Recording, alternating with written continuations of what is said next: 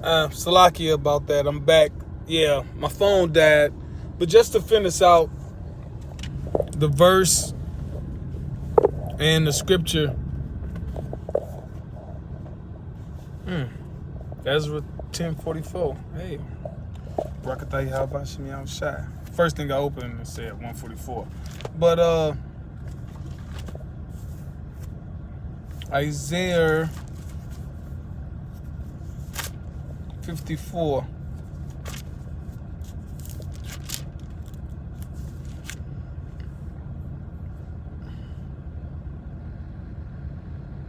(16) says, "Behold, I have created the smith." All right, and the smith, a smith is a artificer. All right, when you're dealing with smiths, blacksmiths, goldsmiths, silversmiths, they're hammering things into shapes. All right, more so weaponry. Blacksmith deal with making weaponry, swords.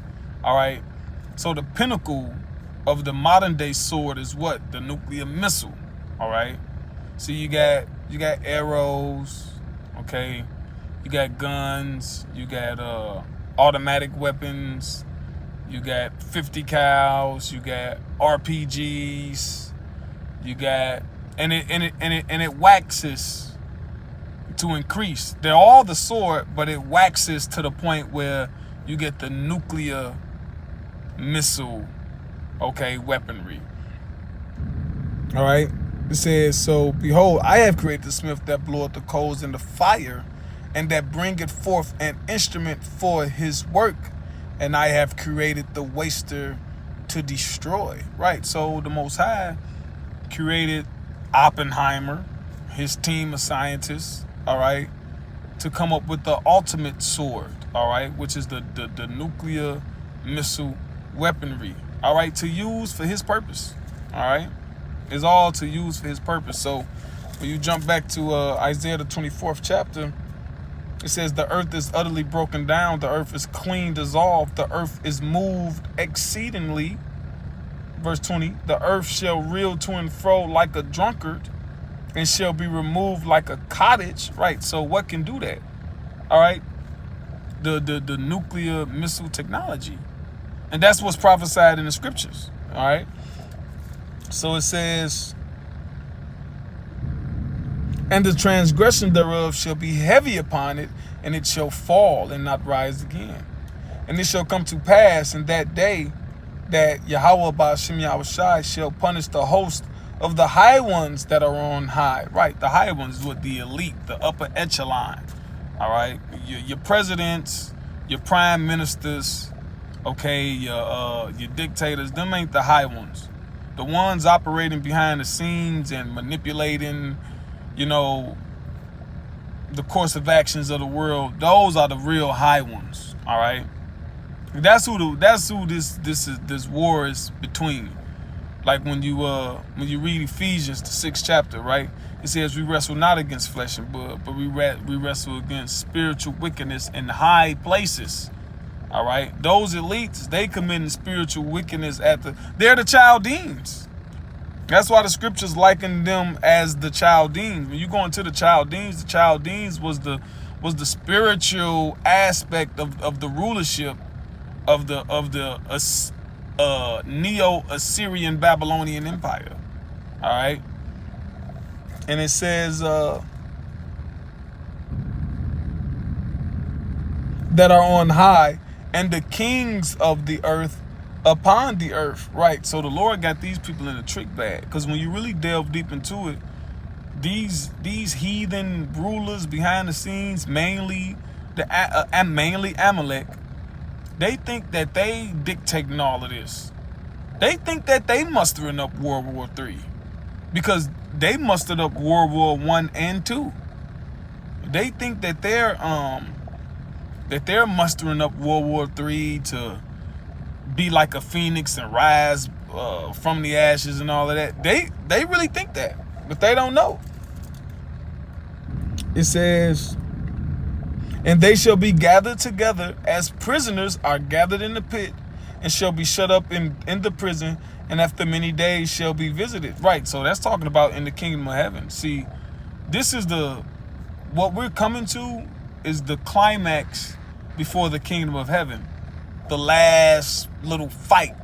I'm not to say it like that, but the last big fight, between good and evil, quote unquote. But it ain't gonna be like how you watch the movies, where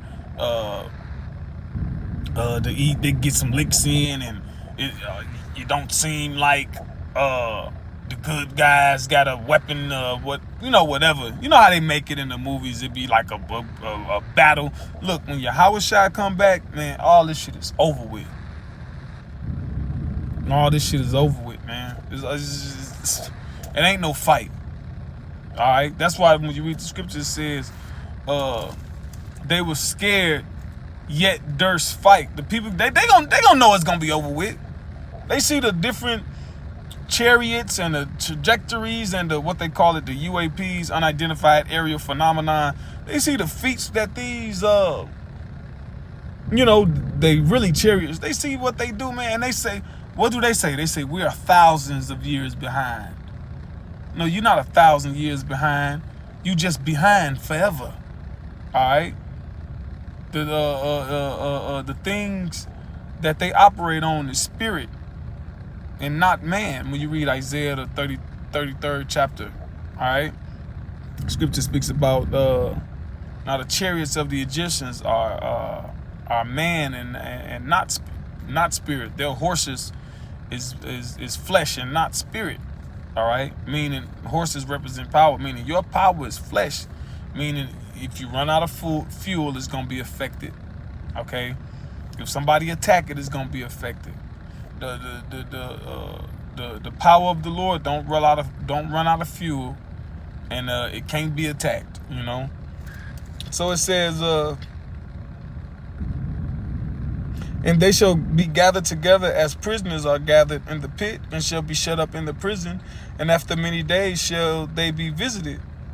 Right, then the moon shall be confounded, and the sun ashamed, when the Lord of hosts shall reign in Mount Zion and in Jerusalem, and before his ancients gloriously. Right, so the so-called knowledge of this world, like the sun represents knowledge, and the moon represents understanding, I believe.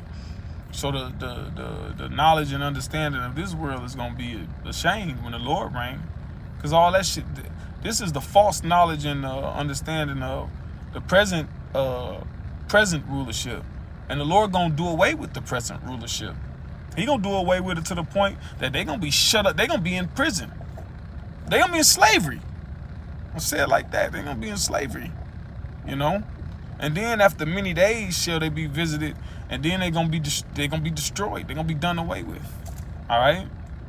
Thus pursuant to the scriptures. All right. That's the ultimate fate of Esau, Edom. But just to finish it out, my phone died, and I want to get through this chapter. This Isaiah 24. So hopefully this was an edifying lesson to the hopeful elect. Call Loyam La Yahweh Ba'Shem Yahushai Ba'Shem Kakudash Shalom.